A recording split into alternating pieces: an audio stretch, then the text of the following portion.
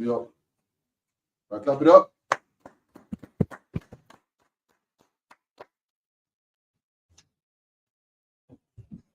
Shalom. Yo, Bashim Yoshai Brakadam to the brothers. Wa Yehoshim Aladam Bashim Yoshai to the Aquatium. We are the ISUPK, started out 1 West 125th Street, Harlem, New York, under the command of General Yohana. We teach that blacks, Hispanics, and Native Indians are the true Hebrew Israelites of the Bible. The Most High God's chosen people. Okay. We'll run through a few of the classes that what we've got going on in the school in the week, Monday to Saturday, Saturday to Friday, and then we're going to go straight into tonight's class. So Monday night is the law class, Tuesday night is the brotherhood class, Wednesday night is the history class, Thursday night is the scripture breakdown class, Friday night we've got the Lashuan Kodash class. All classes from 7 till 9. The live classes in the school where the public are welcoming our brothers, our sisters, so-called blacks, Hispanics, Native Indians, is a Monday night law class tonight. Wednesday night history class, and the Thursday night scripture breakdown class. Okay, on the Friday night Lashuan Kodash class, straight afterwards from 9 till 11, we have our podcast, our radio show on the ends. Saturday morning, we have a Saturday morning Sabbath service in the school from 10 to 11. Then from 12 till 5 o'clock approximately, we hit the pavement, we hit the concrete for street camp. Every fortnight, this is fortnightly, so we'll have one a month in Leicester Central, that's Leicester City Centre by the clock tower, and then the next street camp will be Birmingham Central at the bottom of the ramp at the Bull Ring, and that's in Birmingham City Centre, and that's alternative weeks, Leicester Birmingham, the street camp, and that's from 12 till 5. The address of the school is 394 Lodge Road, Hockley, Birmingham. You know the postcode, Moser? B185PW. Let's say the postcode into the mic. We are 394 Lodge Road, Birmingham. No, just postcode. I've already given that. B185PW. That's B185A. PW. 5PW. That's the postcode. Any of our people, the so-called blacks, Hispanics, and Native Indians, want to attend the school for the live classes in the school from 7 till 9. That's Monday night law class, Wednesday night history class, Thursday night scripture breakdown class. And with that being said, without further ado, we're going to break out straight into tonight's class. Okay, so the topic tonight is we, so-called blacks, Hispanics, and Native Indians, jail makes us Muslim. Jail turns us Muslim. Why do we say that? Moza, why do we say that jail makes our people Muslim? Because most of our brothers have been introduced to that religion in the jail. Because, you know, they've been intimidated and these things, this garbage is forced upon us. What do you call that? This broken cistern. Continue to pour water, the wrong kind of water, you know. Oh, okay. Yeah. Okay, so that's very interesting and agreeable. But there's a bit more to it. You see, what denomination are we raised in? The bulk of our people, Christianity. Okay, so it's over 75% of our people are born and raised in the Caribbean islands and the Americas, Central and South America, so-called blacks, Hispanics, and Native Indians in the Baptist church, in Christianity. Some of us might be in a Pentecostal church, Seventh-day Adventists. Some of us are in the Church of England, Protestant, Catholic, and some of us are in gospel churches, but 75% of us are in the Christian, are raised in the Christian church, and a large bulk of that is in the Baptist church. Yeah, the Pocomania church, a lot of people went to likewise. Can't. Then a But- revival thing. Can't. But my experience, from what I understand and what I know, the way I was raised in the Baptist church, is that we're raised in Christianity, which most of our young lives, which has no idea of what's going on in our records, the Bible. We listen. You don't need to be a diplomat or have a degree to know or understand even out of this truth, out of the ISUPK under the command of General Yohana, being and living in that wicked world, that there's something not right with Christianity. There's something wrong with the doctrine we're taught. And another thing, a thing that I noticed when I was at school and a young man in the Baptist church, a young boy in the Baptist church, is our pastor never really read from the Bible. He never brought no scriptures to the service, the Sunday service. And he was always talking of opinions and how he felt and how the community was feeling. We never really learned the Bible. So you got something for us, Moses? And most of all, these Christian pastors always have some story to tell about some long ancient foolishness when they have nothing to do what he come to church to say. Teach the law, statutes, and commandments. Some story about this brother down the road and this brother had this problem and all kind of things, and then he turn it into a preaching session. Then he start asking for offering and offering and tithes and all kind of things. And they make two clap, church over. So right. So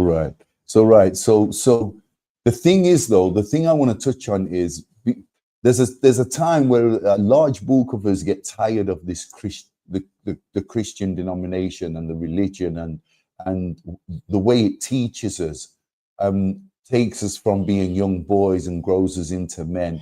And really, we're not learning anything in that Christian church.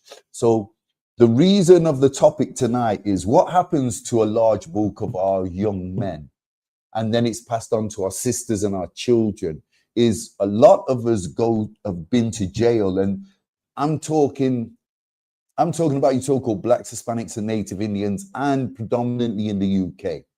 Okay, we go to jail, or a lot of our people end up in jail, and regardless what crime you're convicted of. And what happens is when we go to jail, we're so sick of this, the oppressor's slave doctrine called Christianity. We meet a lot of melanated people in jail, or brown-skinned people in jail, called Arabs and East Indians and Pakistan, which are East Indians that are Muslim.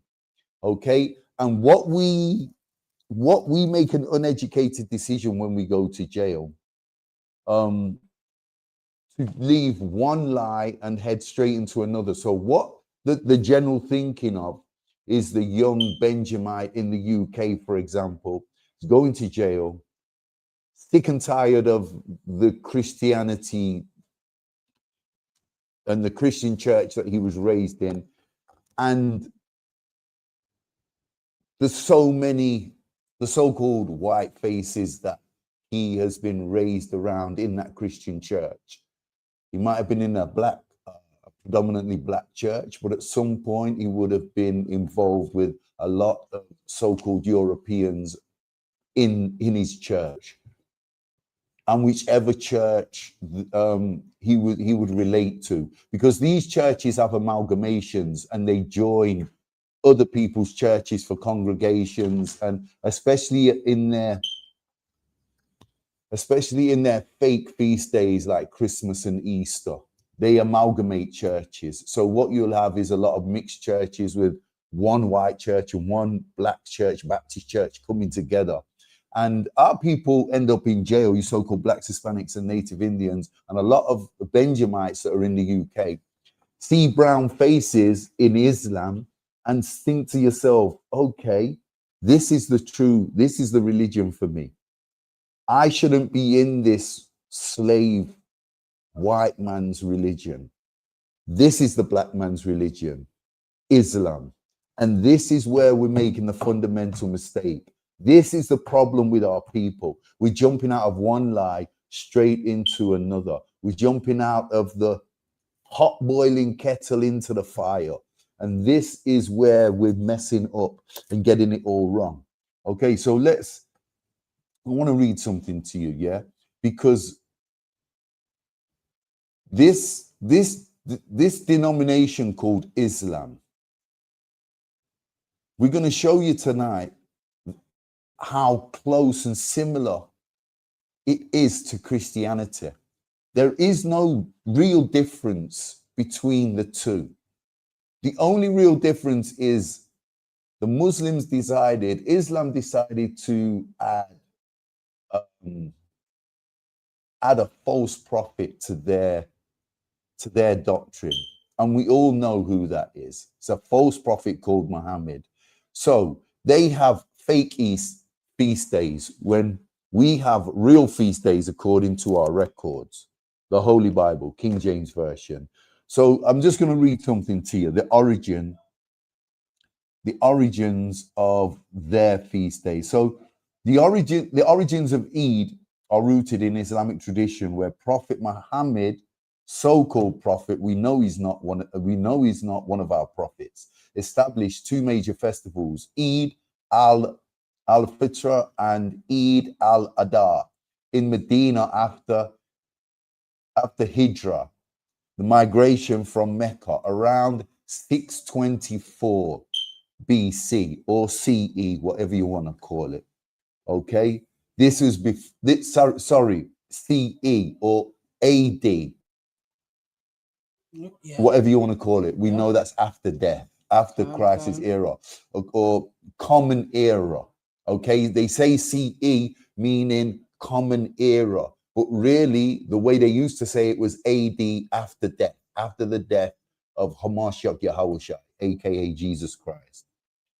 Eid al-Fitr was introduced to celebrate the end of the fasting month of Ramadan, replacing two pre-Islamic festival days. Eid al-Adha commemorates the Prophet Ibrahim, who we know and the scriptures call Abraham or Abraham's willingness to sacrifice his son as an act of obedience to Yahweh, to God, to the Most High God. Now, we know from the story in the book of Genesis that Isaac was going to be sacrificed by his father Abraham, who found favor with the Most High God. Now, this was a test to see if he loved God and if he feared God.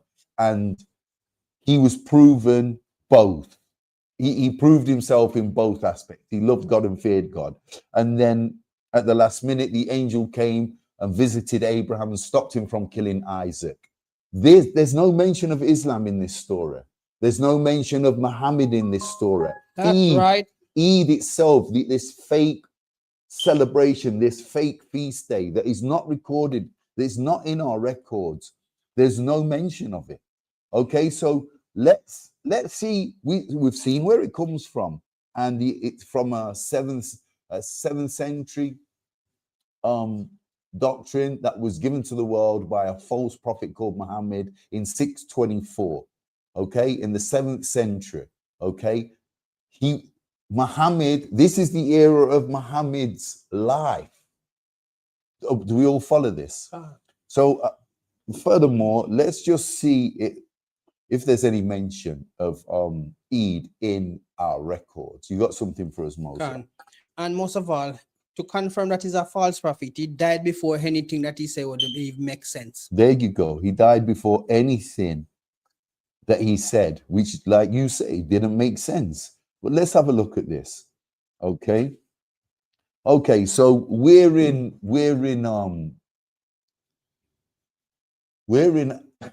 African slavery. We're in the Egyptian captivity. Pharaoh's got us. The Most High God brings hell on earth to Egypt. He brings pandemics. He brings pandemonium. He brings death and destruction. He turns the river Nile red with blood. He kills off all the firstborn with the angel of death. And we put we put the blood of the sacrificial lamb on our doorsteps and posts, and he flies over, the angel of death flies over all the Israelite homes and houses, and goes and kills off and destroys all the firstborn of the Egyptian families, the Egyptian parents. They lose their firstborn. Okay, so the Most High God does all this for us, for his people, and then we're given a high holy feast day. And guess what, Moses? It's not called Eid. That's right. Let's have a look. Get me Exodus 12 and 11, Baba Kashar.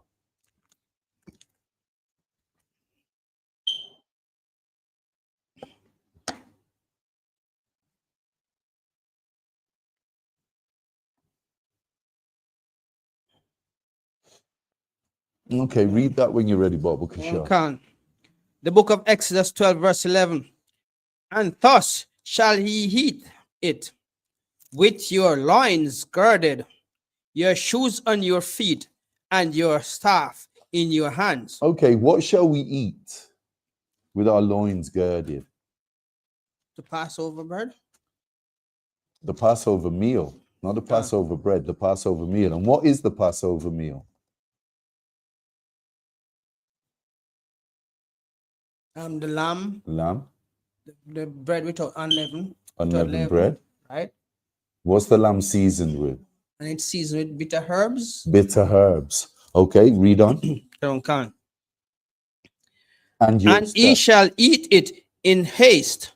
It is the Lord's Passover. Okay, so and your staff in your hand, and ye shall eat it in haste. Why must we eat it in haste? Because we are leaving Egypt. We're leaving Egypt. We're on the run. We're fleeing from Pharaoh's persecution, military band and persecution. And read that last part, Baba Kashar. Ye shall eat it in haste. It is the Lord's Passover. No, it's Eid. It's the Lord's Passover. No, it's Muhammad's new feast days. It is the Lord's Passover. It is the Lord's Passover. Where does Eid come into this? Get me, drop to Exodus 12 and 14. Just drop down a few verses. The book 14. Of Exodus 12, verse 14. And this day shall be unto you for a memorial. This day shall be a memorial. What does the word memorial mean? Memory. In remembrance, in memory. Read on. And ye shall keep it a feast to the Lord throughout so the all Passover your generations. Will be kept as a feast to the Lord our God, the one true God. And there's no mention of Muhammad here. There's no mention of Allah, and there's no mention of Eid. Read on. And keep it a feast to the Lord throughout your generation. Read that from and ye shall.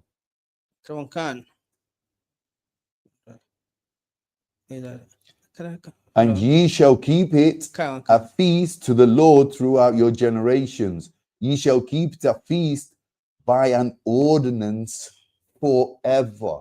Read that from the top, Bob. Exodus 12, verse 14. And this day shall be unto you for a memorial, and ye shall keep it a feast of the Lord throughout your generation. Ye shall keep it a feast by an ordinance forever. No, just until Muhammad comes along. Forever. No, just until Muhammad comes along and gives us a new feast day called Eid. Forever. Forever. What is difficult about this? So-called blacks, Hispanics, and Native Indians. Why are we in that mosque? Our feast day, the Passover, the real feast day of the Most High God, not Eid. No mention of Eid in our records. But the Passover is an ordinance forever. It's a feast day that we should honor and keep forever. How do you expect? This is a law. This is in the book of Exodus. This is a law. There's no law recorded in the book of Exodus, in Genesis, Exodus, Leviticus, Numbers, or Deuteronomy, the law book. There's no records of us being told to keep Eid. But we go to jail. We're so tired of one lie, we jump into Islam. This is what we do. This is what we do. And it happens time and time again. So many of you blacks, Hispanics, and native Indians have ended up in Islam, a damn lie. Why? Because you ended up in jail. And if you'd have fixed up and you'd have been in the ISUPK under the command of General Yana, keeping these laws, statutes, and commandments, you'd have never gone jail in the first place. Never. Give me Genesis 16 and 12, Baba Kashar. Okay. If we was not going jail and we was keeping our traditions and we knew our records and we knew who we were and we was keeping the laws of the Most High God and living in obedience, what's the odds of us ending up in them jailhouses? 0. What's the chances of us ending up in bad cage? 0. What's the chances of us ending up in their hell houses? Never. Never. 0. Zilch. Khan. We'd be living too damn tidy to end up in their jails, in their prisons. And this is what happens. We end up in their prisons. We see brown faces in Islam and are fooled and are tricked to join in them, thinking this is our religion. Look, there's other brown faces in there. There's too many white faces in that one, in Christianity, but there's a lot of more brown faces in Islam. That's where we belong because I'm brown.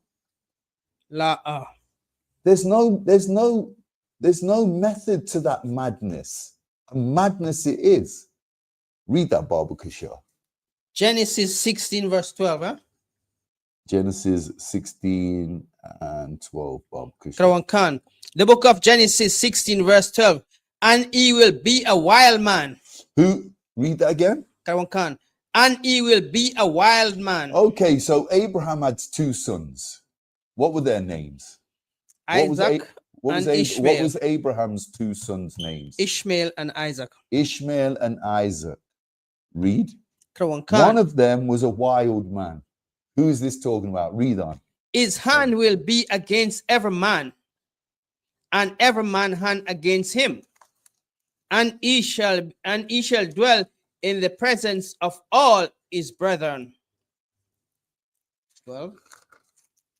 That's verse 12. Right? Okay, read that again, Baba. Khan. The book of Genesis 16 verse 12.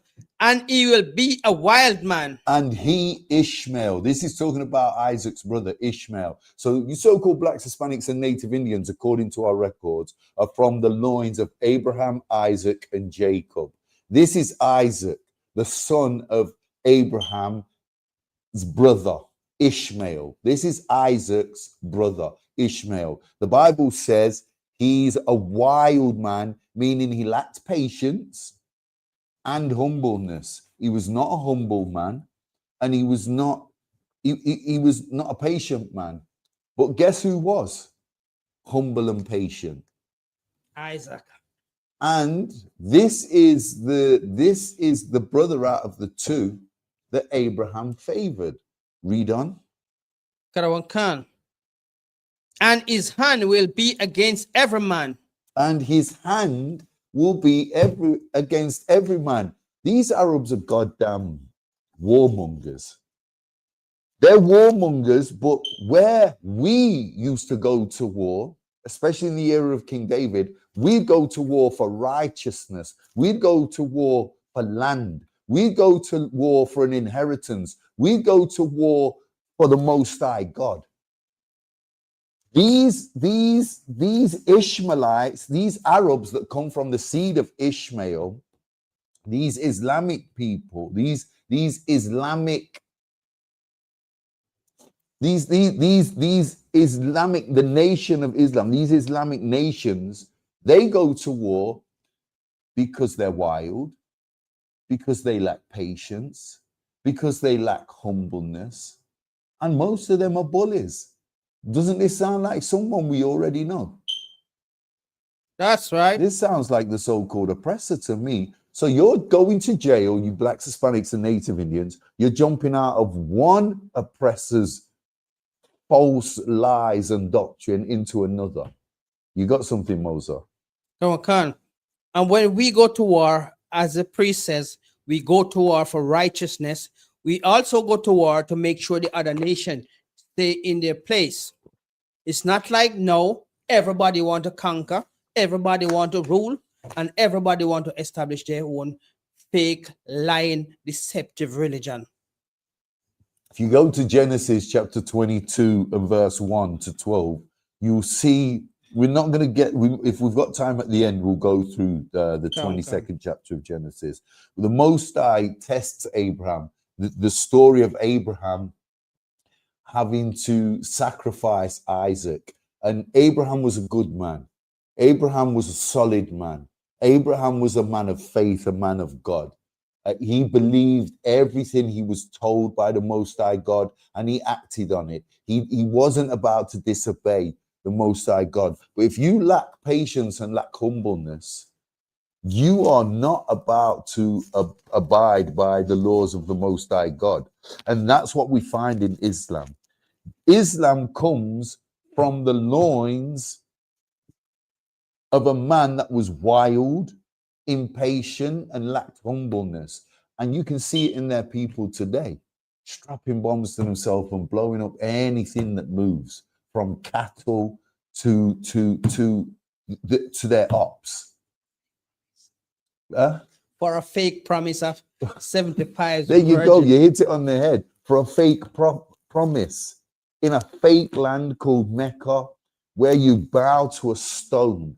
You bow to idols. And this is what we want, you so-called blacks, Hispanics, and Native Indians. Is this really what we want? This was never meant for us. It's not our thing. It's not for us. There's no mention of it in our records. Why are we in that mosque? Why are we up in these fake feast days? Why do we have anything to do with Eid? Why are we following these liars? These profane liars, nothing to do. They do not know the Most High God, and the Most High God is not dealing with them. So why do we want to deal with them?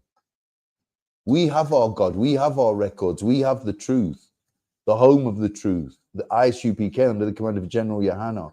When will we start thinking for ourselves? They use our. It's not hard to see that the Quran is a watered down version of the Bible. They even take our precepts to try and enhance their lie. Get me Deuteronomy 18 and 18, Baba Kashar. Because your imam who's a fake priest, another false prophet in that mosque, he breaks down Deuteronomy 18 and 18.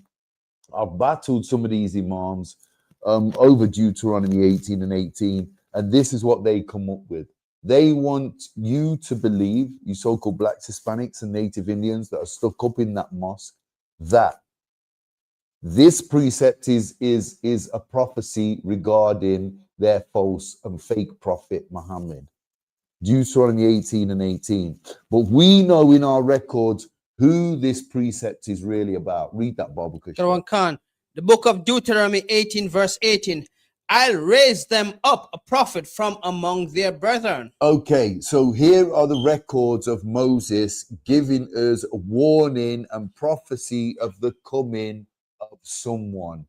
Who's he giving us prophecy and warning of the coming of who? Read on, Baba Kushner. Khan, like unto thee, I will put my words in his mouth, and he shall speak unto them all that I shall command him.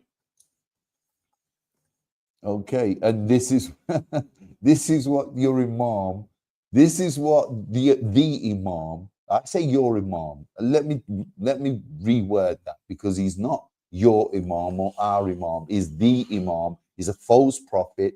He's got absolutely nothing to do with our records or our people or our God, the one true God of Israel.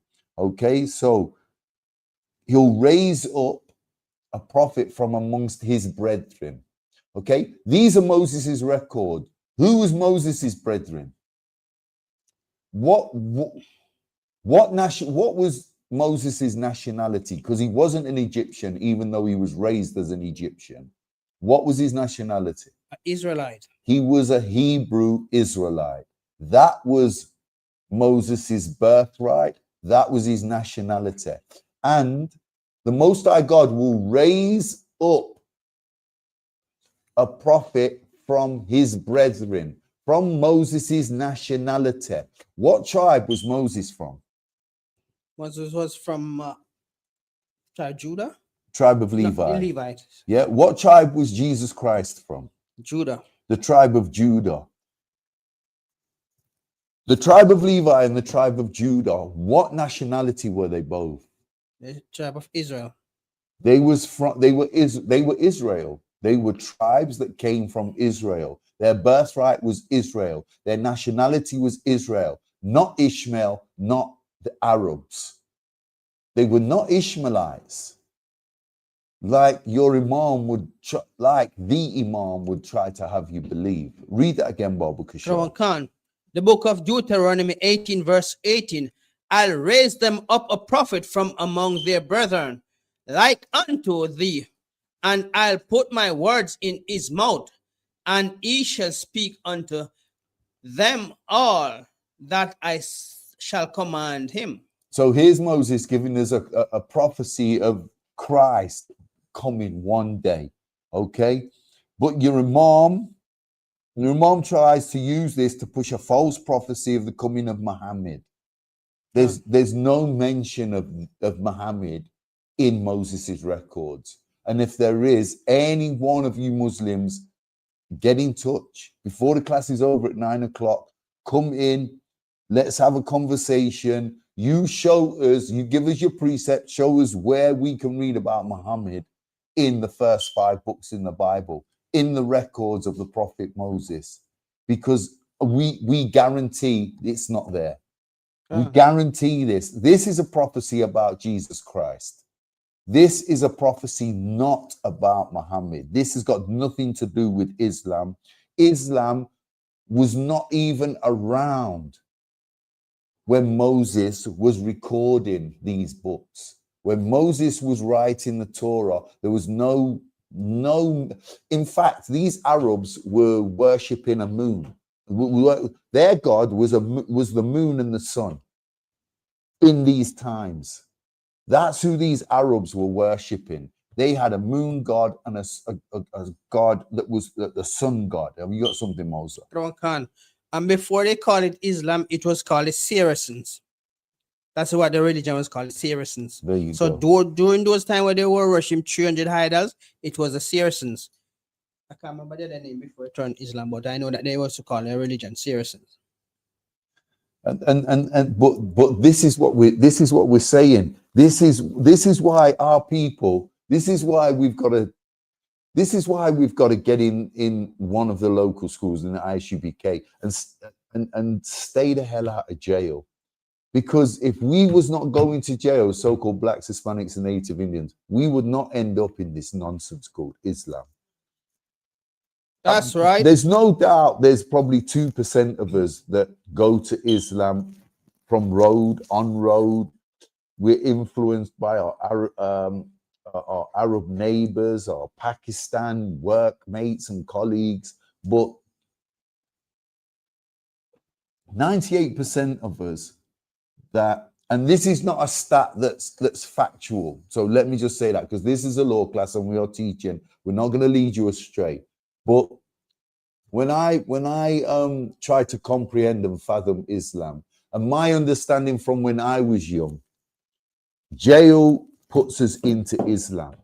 The majority of our young men go to Islam and become attracted to Islam, especially in the time of their fake feast days, Eid, because you get out your cell more. You get a different selection of food, which is not our food, it's their food. You get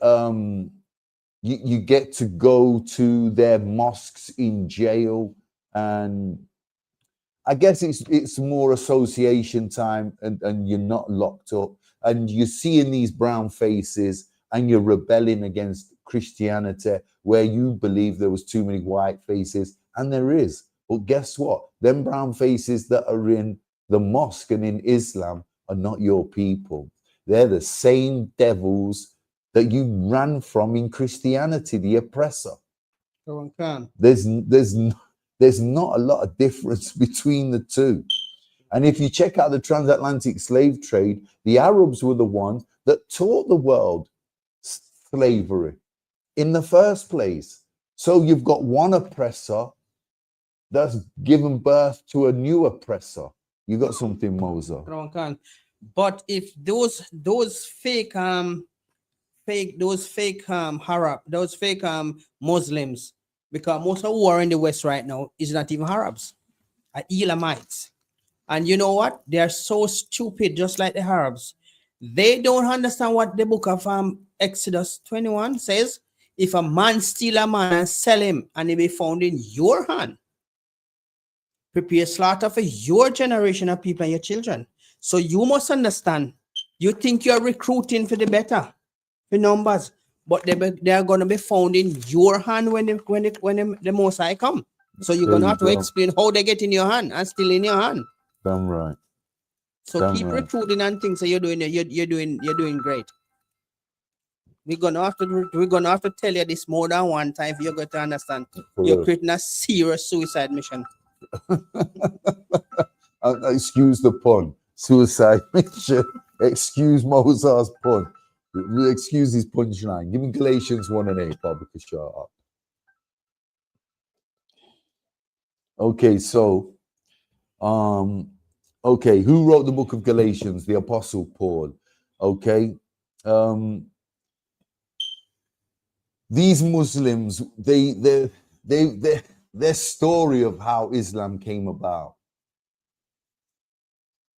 This guy Muhammad, who was a recorded, let's not forget he was a recorded pedophile. Yeah. Let's not pull our punches. He married a 9-year-old girl. Okay, so their excuse, okay, the Arabs, the Ishmaelites, the Pakistan Muslims, the East Indians, the Islamic converts, their defense for Muhammad is he was living in a different time. They lived in a time where there was no age laws.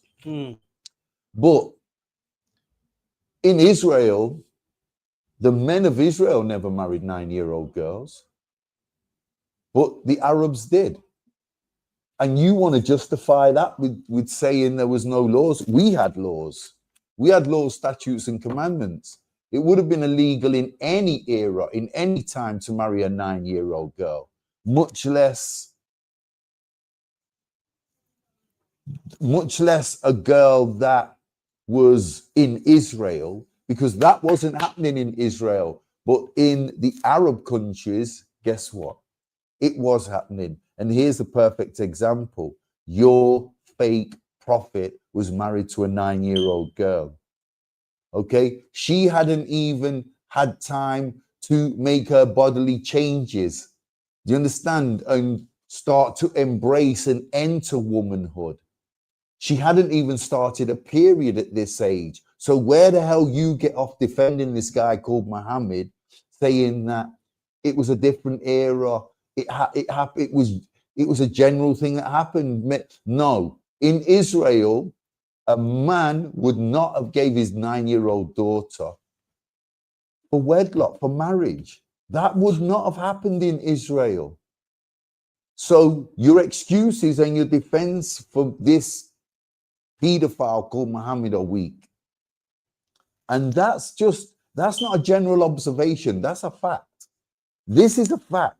Our men, our fathers, the adult men in Israel, the Hebrew Israelites from all 12 tribes would never have given away their 9-year-old daughter to hand in marriage. Do we all understand this? Okay, and where do you think the world's laws and legislation and acts come from in the first place? Book of the Bible. Okay, the law book which Moses wrote. Genesis, Exodus, Leviticus, Numbers, and Deuteronomy. The laws, 613 laws. And there was no way, if you was keeping the moral laws and the civil laws, and you loved and you was keep the laws of brotherhood, there was no way you was taking a man's 9-year-old daughter and marrying her. That wasn't happening in Israel. So your defense is weak. Islam's defense for Muhammad being a pedophile is weak. Do you understand? At best. That's right. Galatians 1 and 8. Read that for me, Baba. The book of Galatians 1 verse 8. But though we are an angel from heaven, preaching any other gospel unto you than that which we have preached unto you. And there you go. The Islamic doctrine that Gabriel visited Muhammad in a cave is completely crushed and destroyed by the Apostle Paul here. Gabriel came to Muhammad in a cave. Muhammad had an epiphany, woke up. Gabriel gave him the Quran. He spoke the Quran. He went from Medina to Mecca and taught it. But the Apostle Paul crushes that doctrine. He crushes that ideology right here. Read that again, Baba Kashar. Galatians 1 verse 8. But though we are an angel from heaven. Okay, so now we are an angel. Who was Gabriel? He was an angel from heaven. He was one of God's most important angels, a loyal servant to the Most High God. Read on. Preaching any other gospel. Preaching Islam's okay. Preaching any other gospel. Celebrating Eid's okay. Preaching any other gospel. Putting your trust in a fake prophet, false prophet called Muhammad's okay. Preaching any other gospel. Read on. Unto you than that which we have preached. Unto you, let him be accursed. Hold it right there. So if we're to believe in the doctrine of Muhammad, if we're to believe in Islam, if we're to believe in their unholy Quran, we're to believe that Gabriel was a demon. Gabriel was a liar. Gabriel went against the Most High God, his Father, our Father, which art in heaven. Where is that in our records? We go in on Christianity every week, but I'm telling you right now, yeah, Islam has got so much to answer for. Islam is just beyond demonic. If we believe, you so-called blacks, Hispanics, and Native Indians that go to jail and convert to Islam and come out and push it on your wives while she's visiting you, and your wife's going home and pushing Islam on your children, you've got something to answer for. You've got a lot to answer for, because you know what? Read Galatians 1 and 8. The Islamic doctrine is denouncing Gabriel right here. The Apostle Paul is telling us, if there's any other gospel apart from the gospel we've been given, Moses, Jeremiah, Ezekiel, Isaiah, Obadiah, Zephaniah, Zechariah, Matthew, Mark, Luke, John the Revelator, Jesus the Christ. If there's any other gospel that our teachers, our prophets uttered or spoke about, it's a goddamn lie. And here we have Muhammad saying that Gabriel came to him and gave him a new gospel called Islam, called the unholy Quran. Doesn't make any sense. That's right. And we know from our records, Angel Gabriel was a loyal servant. He never went and visited this false prophet called Muhammad. What really happened was Muhammad was chilling with Negroes, with blacks, Hispanics, and Native Indians in the hills of Medina, where we were scattered to, not so far from Israel.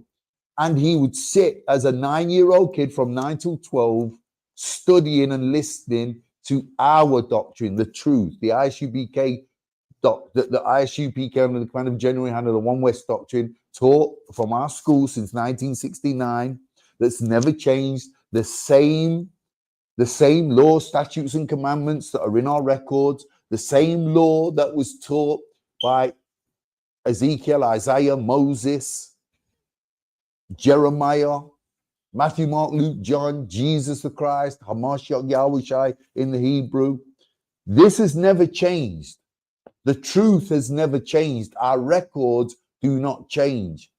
But you go to jail and you want to change everything and turn everything upside down and on its head because you've met other brown faces in jail and you're sick of Christianity. This is about the closest to the truth you're going to get. This is how we end up in Islam. We don't love Islam. Read what the Apostle Paul says again in Galatians 1 and 8. Book of Galatians 1 verse 8. But though we are an angel from heaven, preaching any other gospel unto you. Preach, not preaching, preach. Preach any other gospel unto you than that which we have preached unto you, let him be accursed. Let him be accursed. Muhammad's cursed. Islam is cursed. Your imams are cursed. You want to stay in that mosque and be cursed? You want to stay in jail and go to the mosque and celebrate Eid and be cursed? The Apostle Paul said, if you keep and teach any other gospel other than our records, you're accursed. It's over. It's a done deal. You're finished. Draw the curtains. Good night, Islam. Good night. It's over. And there's no way you can wriggle out of this. This is mentioned in the law. This is mentioned in the records of the Apostle Paul. This is New Testament. This is Old Testament. This is biblical. These are our records. Anybody caught preaching or teaching a new gospel, a separate gospel to our records is a damn liar. Period. There's no two ways about this. Give me Malachi 3 and 6, Baba Kashar. There's no two ways about this. There is one gospel, and it's called the truth. And you'll find the home of the truth in the ISUPK under the command of General Yohana. We'll never get sick of teaching you this, but we're getting sick of you guys thinking you know better and staying in that mosque and staying in that Christian church and doing whatever the hell you want to do and teaching your children this nonsense. We've got these records for a reason. They're never going to change. The gospel is never going to change, Israel. Ever. It's not going to change. No matter what you want to follow or believe, your Rastafarian elders, other brown faces in a fake false denomination or religion, the gospel of God is never going to change. The gospel of the Most High God, it's never going to change. It's never going to alter. Not one little bit. Have you got that, Baba Kishore? The book of Malachi 3 verse 6. For I am the Lord, I change not. No. I've decided to add a Arab prophet to my Black, Hispanic, and Native Indian prophets. For I am the Lord, I change not. No, I change not, but I'm going to add a little bit of Islam and water down the truth. For I am the Lord, I change not. The Most High God changes not. He don't change his mind. The Most High God don't change his mind. And this is definitive proof that Muhammad was a liar. That's right. Your imams that push the doctrine of Muhammad are liars. And you want to go to jail and believe in a lie. You want to go to jail and believe in a lie. You want us to believe that Gabriel came down and gave a new gospel called Islam. Where is that in our records? You got something, Mozart? So they are trying to make it look like Gabriel can just come and do his will behind the Most High. That's exactly. That's what I'm saying. Gabriel was a loyal servant. He would never ever, forget a million years, he would never dream of crossing his father, our Father, the Most High God. Salakia, continue. So, just like the Christian church, the same thing the pastors are practicing. Make it look like when they say you can come as you are, God will accept you so you can do what you do and come. And this is why we say Islam is Christianity. Islam is no different to Christianity. The two of them make a one. The two of them are rolled into one. And I wouldn't even take Rastafarianism out of that. The Rastafarianism, Christian sanity, and Islam is the same thing. And why are they all the same thing? What do they have in common? Can I answer that? Go ahead. Remember, the Catholic Church established the Muslim Church. If you notice, they have all the same similarity. They're homosexual. They experiment with all kind of things, like animals and things. They say use the same rosary bead and repeat their prayer. When the Most High say you're not supposed to be doing that, rehearsing a prayer is not a part of the script. So you can see from then till now, they still all the same, the trinket of with the way they pray and the way they go about things, full of homosexuality. Because recently they show you that two Muslim man rape a little boy inside of a leaf. We know you call it in America, you call it is that? We call it in England, we call it leaf. Yeah, they call it elevator in America. Yeah. So you look again at the history of Christianity. Are the same thing they do, the priest, the monk, what do they call them? What do they call them people in the Catholic Church? The Catholic priests. They rape little boys. And they just move them from one place and to the other. So they are always in there. Look in any part of our book, if it ever tell you that it is right to procreate with another man. Never. It is abomination. There you go. And that's a real heavy point, because that's something that Christianity and Islam has definitely got in common. But what do all three of the three denominations that hold our people, that have stolen our people in numbers the most, Rastafarianism, Islam, and Christianity, what do all three of them have in common? They started from the same place. All three of them are damn lies. Oh. That's the biggest common denominator between the three that they all share. They're liars. All three of them are liars. One pushes that Jesus Christ was a blonde-haired, blue-eyed devil called Caesar Borgia. The other pushes that Gabriel came, God sent Gabriel, or Gabriel made up his own mind to give the world a new gospel called Islam, and he gave it to an Arab called Muhammad, a pedophile called Muhammad. And Rastafarianism mixed with the Marcus Garvey doctrine and the East Indian doctrine melted together that says the new kingdom is Ethiopia, we're African, we're all Hamites, we're not Israelites, and the Messiah, the real Jesus Christ, was neither an Arab or a European. He was a Hamite, he was an African called Haile Selassie. That's the fundamental thing about the three. All three of them are damn liars. And there's no mention of their records in our records. That's right. Which means their records were made up. Listen, these guys really lived. There's history on Caesar Borgia. There's historical facts on Muhammad.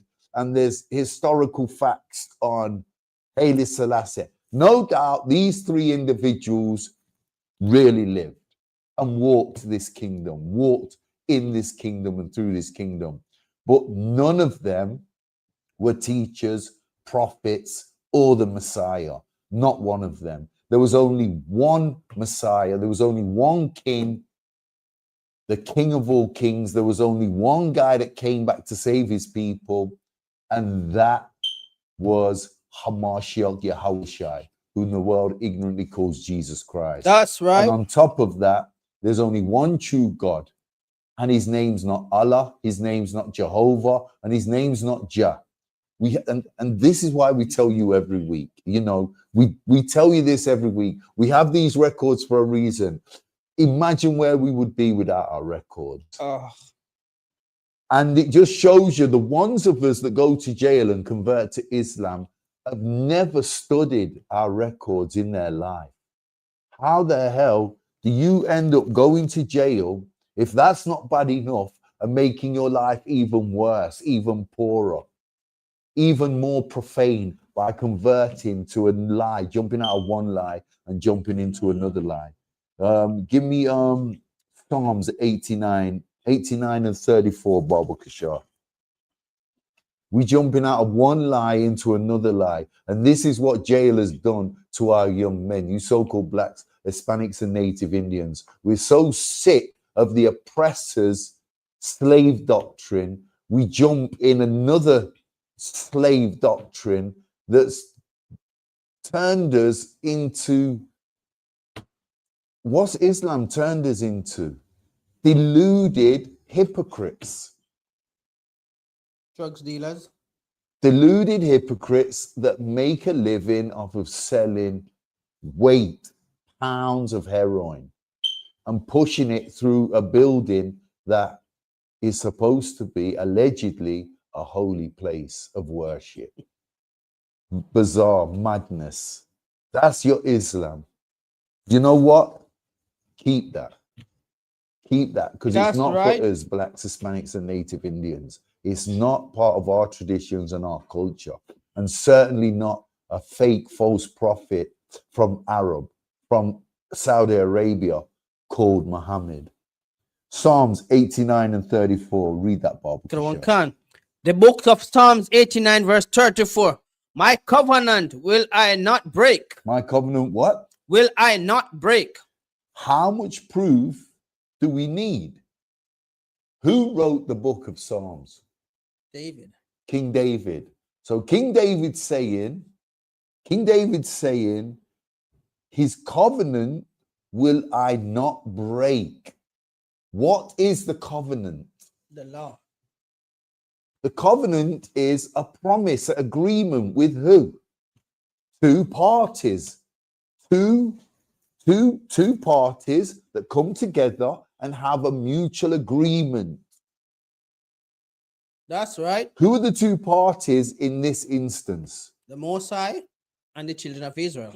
The Most High God and the children of Israel, not Islam and Allah, not Muhammad and Allah. This is a specific covenant recorded by King David for a specific people that he's referring to. Read that again, Baba Khan. Psalms 89 verse 34.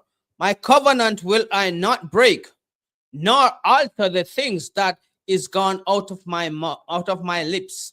How much proof do we need before we remove ourselves out of the mosque and come back home to Israel, come back home to the Most High God? How much proof do we really need? All our records says the same thing.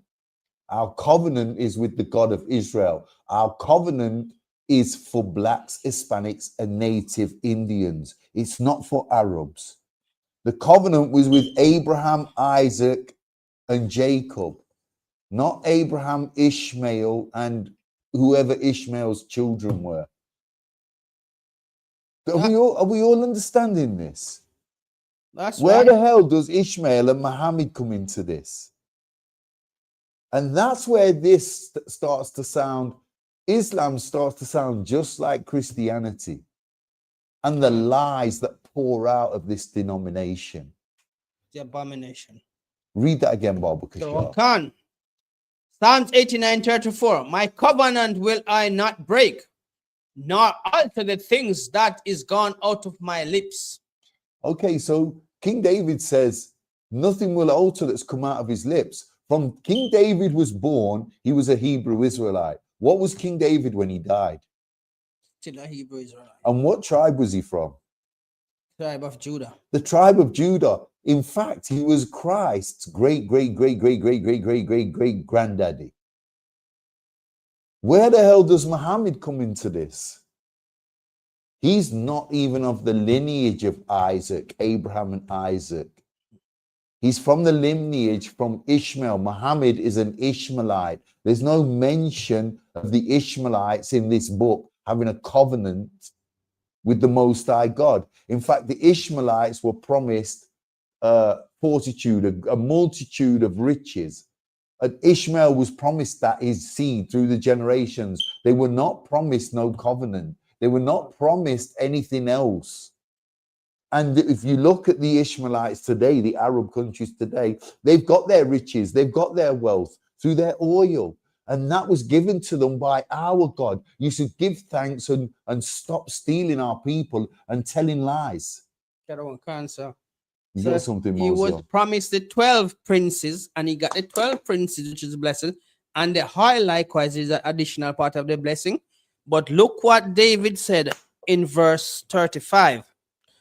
Once have I sworn by my holiness that I will not lie unto David.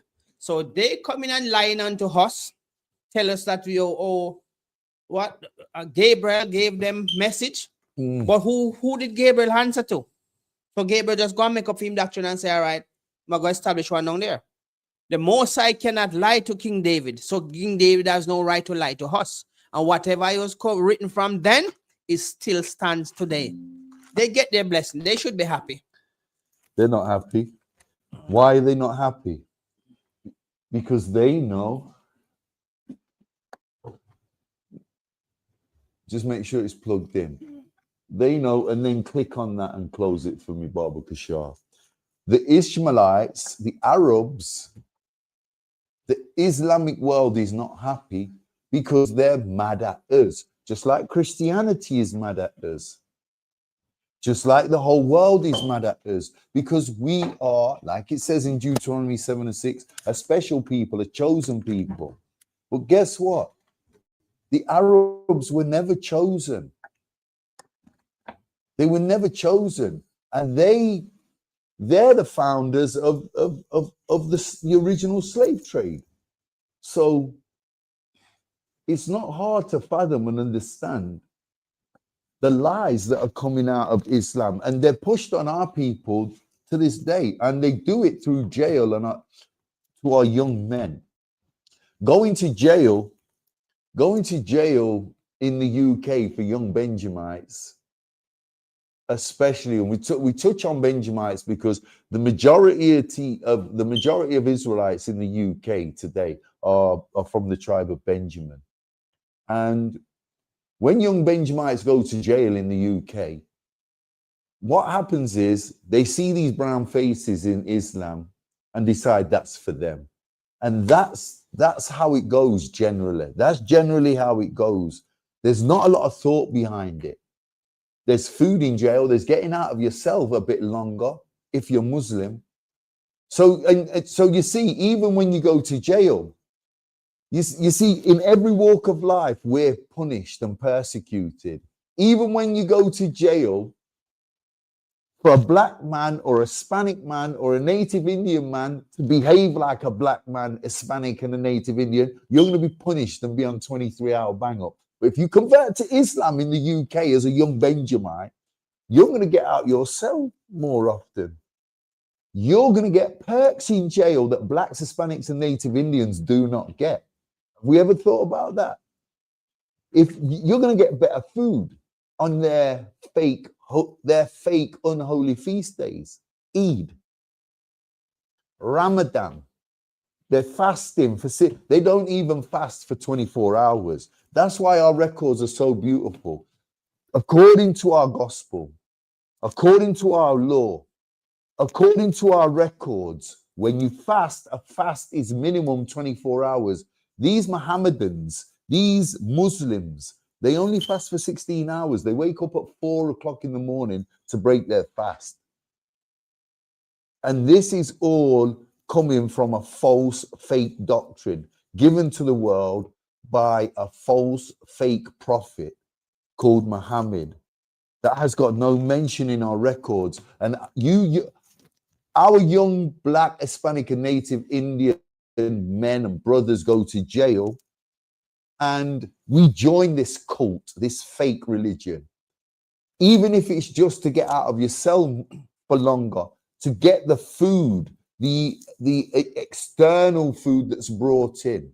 In jail you get a hot plate food, you get a prison food, and you get an exterior, an external food that's brought in. And the Muslims have that luxury, especially around that time of the year where they are doing their fake fasting, their fake prayers, and celebrating their fake feast days of Ramadan that leads to the end of the month, what they call Eid, a fake feast day.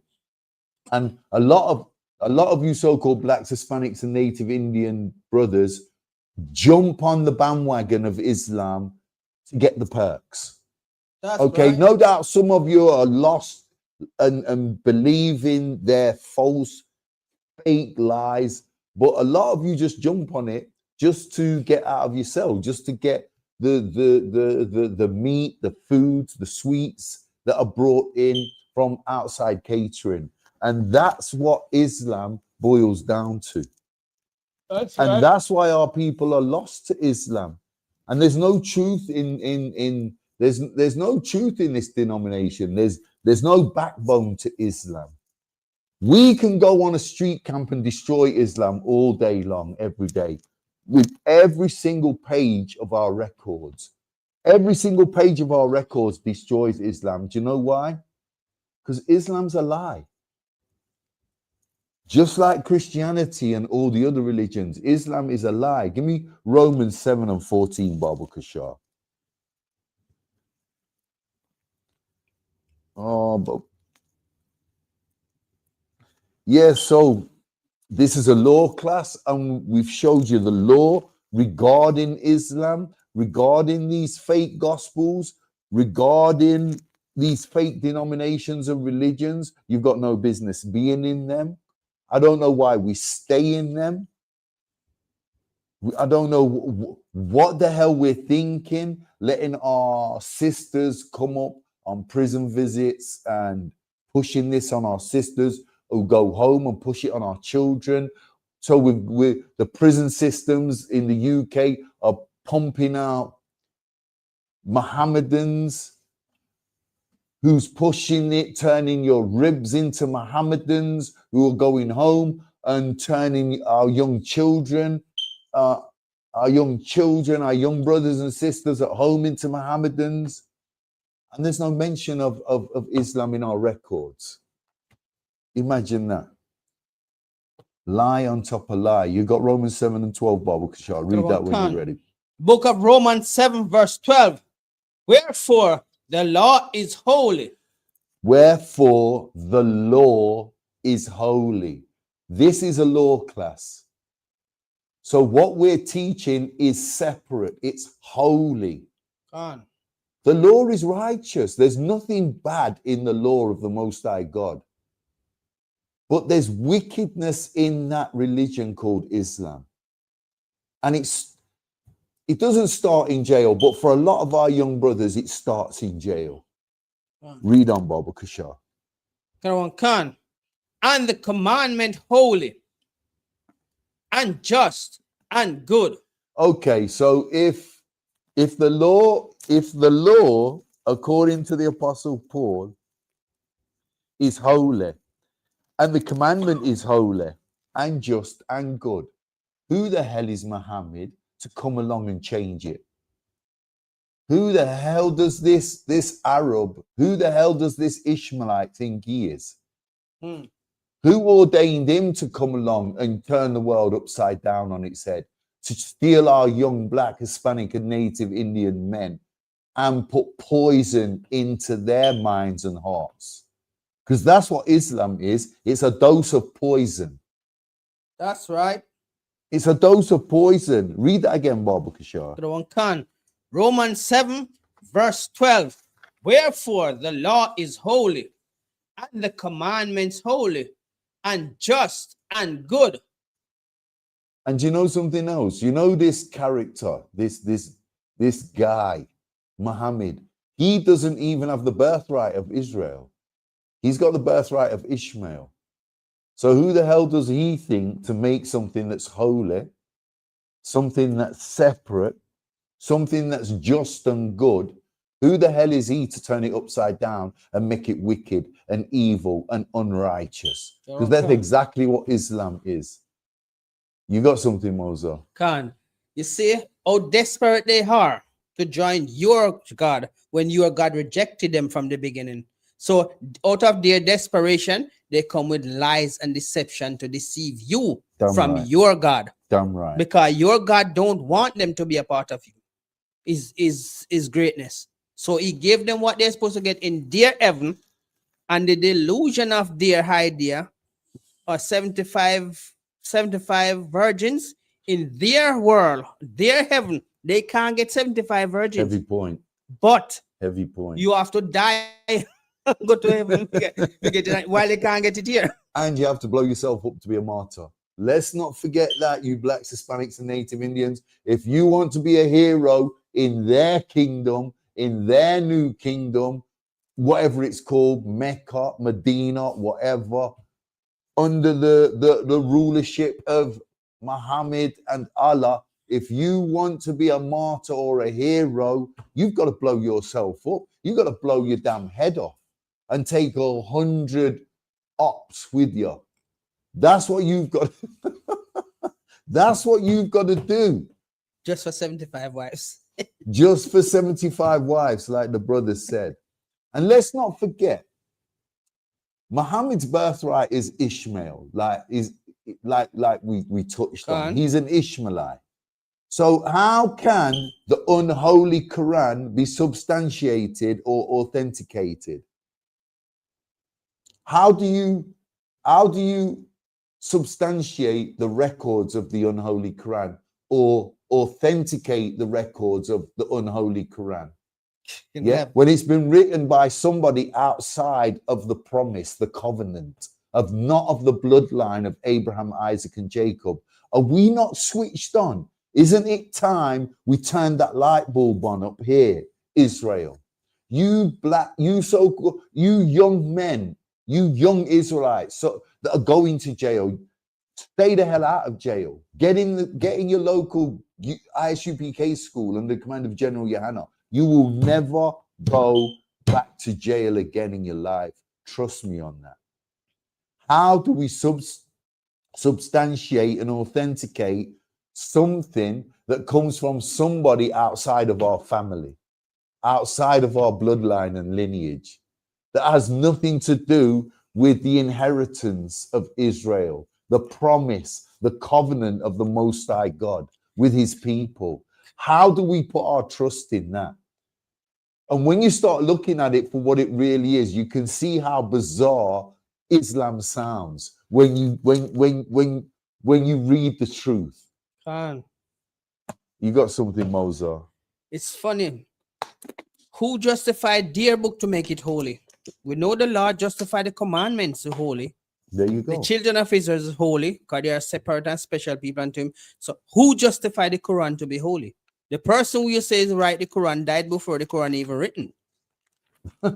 Before he could explain any of his prophecy. So who make it holy? Just by word of mouth? That is deception. And this is what our people fall in for. I'll tell you who did help push Islam after the 6th century. The Roman Catholic Church helped to push it and spread it. But we're not going to go into that now. This is a biblical law class. Let's have a look at the law. Let's see what the law says about our people, about our records, you so-called blacks, Hispanics, and Native Indians, what applies to us and our young men and our young sisters and our grown-ass men and our grown-ass sisters, the brothers and sisters in that are of that lineage and birthright of the Hebrew Israelites, the 12 tribes of Israel. These records are for us and us alone. Let's see the comparison with Islam. Let's go to Leviticus 11. Let's have a look at the dietary law. We'll start at Leviticus 11. Seven's the swine in it, so we won't touch on pig because they copied us and they don't eat pig. Okay, so let's start at let's start at verse 9, Baba Kishar. Aaron Khan. The book of Leviticus 11, verse 9. These shall eat of all that are in the waters. Okay, so the reason I've come to verse 9, there's a method to my madness. We've come to verse 9 because there's things in our dietary law. There's things in our dietary law that teach us not to eat certain things in the waters, in the ocean, that are filthy to the Most High God. Things that don't have fins and scales, as we're going to read. Okay, so read it and then we'll break it down. Read that Bible, and we'll break it down. The book of Leviticus 11, verse 9. These shall eat of all that are in the waters, whatsoever are fins and scales in the water. No, everything can be in the water according to Islam. Whatever has fins and scale in the water is clean. So according to Moses, who wrote this law, this is a law. The only thing that's clean in the ocean, in the waters, is animals or creatures that have fins and scales. But according to Islam, Islam pushes everything in the water is clean. You see how problematic their doctrine is. Can we all understand? It contradicts Moses. But you speak to your imam, he'll tell you, yeah, we believe in all the records of Moses. Then you'll talk to a young Muslim, he'll tell you, we're taught to believe, or the Quran, the unholy Quran teaches to believe in the records of the Prophet Moses, as long as it doesn't conflict anything in the unholy Quran. Well, guess what? That's why your Quran is unholy, because it contradicts and it does conflict with the records of Moses. Because here in the book of Leviticus, the dietary law, in the 11th chapter, Moses has recorded that not everything in the water, not everything in the sea and the ocean is clean to eat. But you push and teach in Islam, everything in the ocean is clean. God made everything. But hold on, what happened to shrimp, crab, lobster? Don't these filthy animals eat doo-doo off the seabed floor?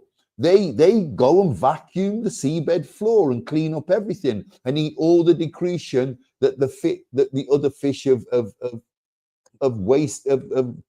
released from their bodies. The decretion. We all know what decretion is, right? It's doo-doo. And these fish, these clean fish, snapper, brim, cod, haddock, they doo-doo in the sea, and that doo-doo, that decretion, they decrete in the sea like every living thing decretes, and that sinks to the bottom of the sea, and your lobsters and your shrimps and your prawns come along and hoover that up and eat that. And we're supposed to eat that, what has eaten the rest of the ocean life, the marine life's doo-doo. Come on, man. Come on, man. And this is what Islam's pushing. I mean, it's just madness, brother. It's madness. It's bizarre. It's madness. Read that again, Baba Kishar. The book of Leviticus 11, verse 9. These shall eat of all that are in the waters, whatsoever hath fins and scales in the water, in the sea, and in the rivers. Okay, so Muhammad came and pushed massive contradictions, yeah? Contradictions that contradict the truth of Moses. Contradict the records of the prophets. Yet they say they believe in the records of the prophets. How can they believe? How can these Mohammedans, how can Islam believe, these Muhammad followers? How can they believe in the records of the prophets if they don't believe in the laws, statutes, and commandments of Moses that Moses gave the 12 tribes of Israel. This is beyond problematic, brother. You see what I'm saying? This is diabolic. It's again, they sound no different to Christianity. It sounds very much like Christianity to me. Oh, the laws are done away with. Well, in Islam, you're not going to do away with all the laws, but you're only going to keep a portion of them. Well, guess what? The Christians keep a portion of them called the 10 Commandments, or think they do, which they still don't. That's But right. it's all confusion and it's all madness. And it's not in our records. Get me Matthew 7 and 15, Baba Kashar. How long we got left? 10 minutes. Matthew 7 and 15. Read that when you're ready, Baba Kashar. Okay, this is red writing. This is Christ talking. The book of Matthew 7 verse 15. Beware of false prophets. No. 7 Matthew. Matthew 7. Oh, Salakia. 15. Yeah. So hear what Christ is saying. Beware of false prophets. Beware of Muhammad. Beware of false prophets. Read. Which come to you in sheep clothing, but inwardly they are raven wolves. Why would the apostle Matthew have recorded this? This is Christ. Why would Christ be saying this? So what do these Mohammedans call Christ? They call him Isa. They say his name's Isa in the Arabic, which is another lie, which we won't get into right now because we ain't got time. But they convert his name in Arabic to Isa, yeah, which is a barefaced lie. Okay, what do they say? They say apart from saying they believe in that he was a prophet and they believe in his records. Well, how can they? We're being warned about them by this very prophet, our king, who was a Hebrew Israelite from the tribe of Judah. From the tribe of Judah. How could he have an Arabic name? And he wasn't an Arab. He wasn't from the seed of Ishmael. Why would his parents have called him Isa, which is an Arabic name? Make it make sense, please. Make it make sense. Islam's all over the place, and this is what we're following. This is what we go to jail and convert to, so-called blacks, Hispanics, and native Indians. Why would Jesus be warning us about false prophets? Muhammad came as a sheep. He came. Read that. I might have lost the verse. Beware of false prophets which come to you in sheep's clothing. So Muhammad, Jesus Christ is warning us about Muhammad here. He's warning us about Geno Jennings. He's warning us about Haile Selassie. He's warning us about all these false fake prophets that come in sheep clothings, and are what? Inwardly, they are ravening wolves. Yeah, they are liars and they are demons. Read that again, Baba Khan. Matthew 7 verse 15. Beware of false prophets which come to you in sheep's clothing, but inwardly they are ravening wolves. Ravening wolves. And look at Muhammad's lifestyle. He taught a bunch of lies that was not in the gospel. He married a 9-year-old. He lived in a cave. He was a loner. He secluded himself from his own people even. He went around teaching young Arabs who were bewildered and would listen and hang on his every word. Do you have something for us? You see now, we can go to the book of Matthew 15 verse 24 to show you that he rejected all of these people, and because they're desperate, they know the blessings, They know the blessing that is stored up for us. So for them to get into this, they plan their lies and the deception. But guess what? It ain't gonna work. It will never. Our blessing will never be shared with them. And what do our records teach us? Precept upon precept, line upon line. Nothing aligns in the Quran, in the unholy Quran. They don't work off of the records of the prophet Isaiah, where to get knowledge, understanding, wisdom, who would the Most High God give it to? Well, guess what? He didn't give it to them. They do not give you precept upon precept, line upon line. They don't align their unholy Quran with hadiths and surahs. It's just a load of confusion all thrown together in a book and studied at the lowest level. That's right. And for them to add a false prophet and put the blame on him, well, guess what? That blame can stay there on him because he's the founder of it. He's the 6th century founder of the mayhem, the madness, and the confusion. That's right. We give you precept upon precept, line upon line. We give you the correct understanding, and we give you the truth in the ISUPK under the command of General Yana. Give me Matthew 24 and 24, Baba Kashar. We're just about finished up now. This might be the last precept. We might squeeze in one more after this. Matthew 24 and 24. When the book of Matthew 24, verse 24. Therefore there shall arise false Christs and false prophets, and shall show great signs and wonders, in so much that if it were possible, they shall deceive the very elect. Okay, so this aligns with Matthew.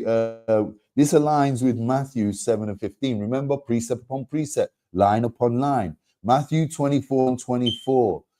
There shall arise false Christs. Christ is telling you himself, because this is in red writing. He's telling you the truth of the gospel. He's giving it you word of mouth, straight out of his mouth. Muhammad is a false prophet. He's a fake Christ. He's false, you know. And it's not just Muhammad. It's not. There's Haile Selassie. There's Elijah Muhammad, Gino Jennings. There's an array of fake, false Christs. But Muhammad is predominant to the story. He's central to this story because so many of our young men, you so-called blacks, Hispanics, and Native Indians, go to jail and join his army of confusion. And it's our job to bring you out of that nonsense. It's our job to stop this madness. Christ says, he goes, in so much that if it were possible, they shall deceive the very elect. Some of you blacks, Hispanics, and Native Indians lost to Islam are supposed to be in here because you one day could potentially be one of the elect, one of the elite, the 144,000. What the hell are you doing stuck up in that goddamn lie, confusion called Islam? It's just madness. It's madness. We're going to leave Matthew 24 and 24 there because this is a precept we could spend half an hour breaking down. And I've got one more.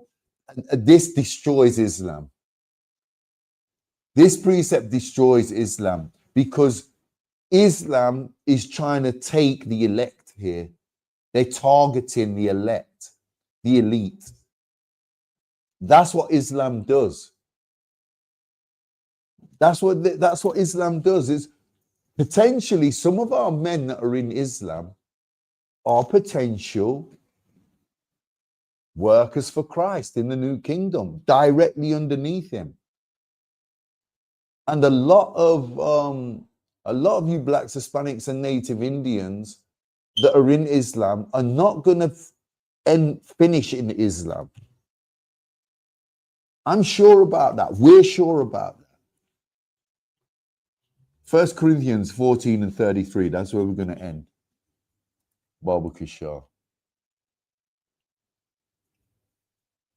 Islam's got a lot to answer for. Let me tell you. 1 Corinthians 14:13. 14:13. Who's that?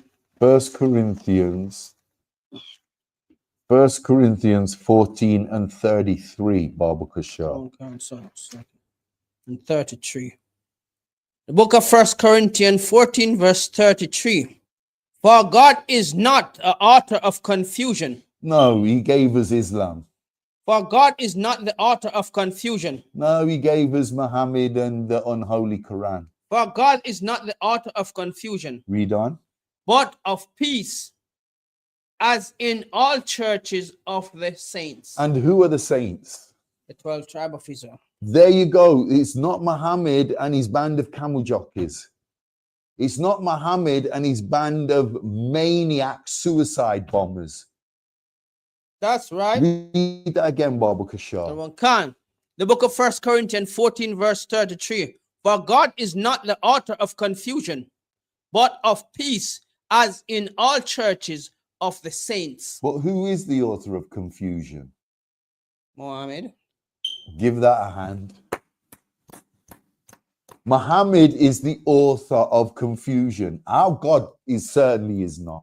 That's 100. Teaching us blacks, Hispanics, and native Indians to break the dietary laws. That's confusion. Teaching us blacks, Hispanics, and native Indians to break the moral laws. That's confusion. Teaching us blacks, Hispanics, and native Indians to break the civil laws. That's confusion. And teaching us blacks, Hispanics, and native Indians in jail and on road to break the ceremonial laws and keep lie after lie like Eid, Ramadan, and all this other nonsense. That's just evil. That's confusion. And our God is not the author of that. No way, no how, not on any day of the month. Read that again, Baba Kushar. The book of 1 Corinthians 14, verse 33. For God is not the author of confusion, but of peace, as in all churches of the saints. And that's a wrap. That's a wrap. Islam's a lie, just like Christianity and just like all religion is. And we need to stop going to jail and joining this madness and confusion. And the way we do that, the way we combat Islam, is to stop going to jail. You so-called blacks, Hispanics, and native Indians, you young men. The way we combat that is to get into your local ISUPK school, whichever city you're in. You'll find an ISUPK school close by, under the command of General Yohana, the home of the truth, and start to learn our records. And it's a circumcision of the heart. You've got to be reborn again. You're going to be like a newborn baby. But this is the very thing that's going to save your life. Not Islam, not the author of confusion. Is there any questions before I call the class? La awesome. Any questions online? La. Any questions in class? La. I get the full understanding of that anyway. So, Come on. Muhammad, his name is so tarnished because he want to be a leader of a maniac set of people. He raged 80 wars in the short time that he was up on the earth. Hope you heard that. He raged 80 wars in the short time he was in this kingdom. And Muhammad. because he can't go out in the street and recruit people to join his organization, where do he use the prison house as his office to raise. Damn right. And with that, the water for that, Uck. And with that, I'm going to call the class. Clap it up. I'm going to hand the class over to Officer Moazar for the security announcement.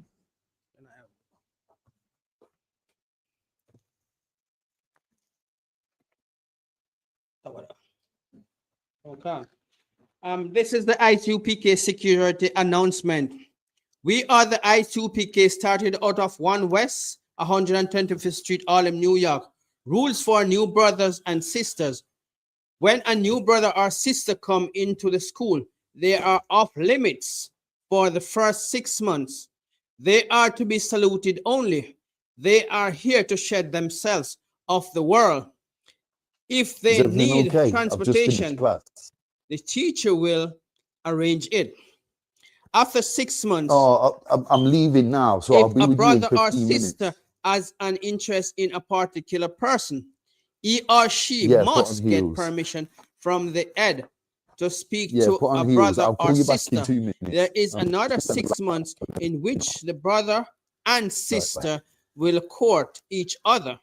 After this 6 months period, the brother and sister will get permission from the head to marry. Tithes, which is a holy commandment. Numbers 18 verse 20 and Malachi 3 verse 8 to 10 means tithes in the Hebrew, mahishara, 10% of every penny of any increase the Lord gives you. Give to the Treasury Department or teacher. Priest fund, free will offering for priests, not mandatory. Whatsoever amount you would like. Upcoming Holy Convocation. 14th of December, the Feast of Hanukkah, or the biblical Feast of Dedication. Announcement, Holy Convocation from sheet. Remind Akyawat to check the bulletin board in the hallway. If anyone wants to be a trooper in the school, to start wearing all black, boots, shirt, pants, headband, scarf. And with this, we give the priest one courtesy salute. Man of Israel, Imadiam Shabbat, Imadiam Barak, Yahaba Shimya Shai Barakatah, Yehovah Shim Yoshai Brakadam. Yazamata, class dismissed.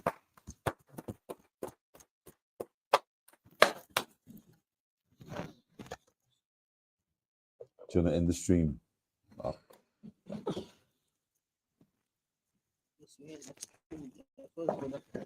That was a proper class.